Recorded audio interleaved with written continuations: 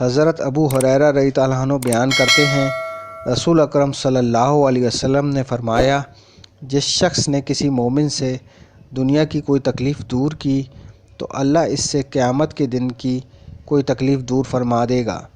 جس شخص نے کسی تنگ دست پر آسانی کی تو اللہ اس پر دنیا و آخرت میں آسانی فرمائے گا۔ جس شخص نے کسی مسلمان کی عیب پوشی کی تو اللہ اس کی دنیا و آخرت میں عیب پوشی فرمائے گا۔ اللہ بندے کی مدد فرماتا رہتا ہے جب تک بندہ اپنے بھائی کی مدد کرتا رہتا ہے۔ اور جس شخص نے طلب علم کے لیے کوئی سفر کیا تو اللہ اس وجہ سے اس کے لیے راہ جنت آسان فرما دیتا ہے۔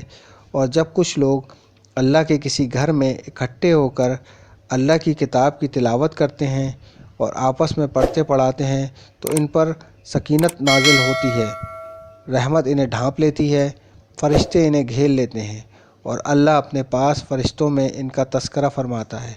اور جس کے عمل نے اسے پیچھے کر دیا تو اس کا نسب اسے آگے نہیں بڑھا سکے گا۔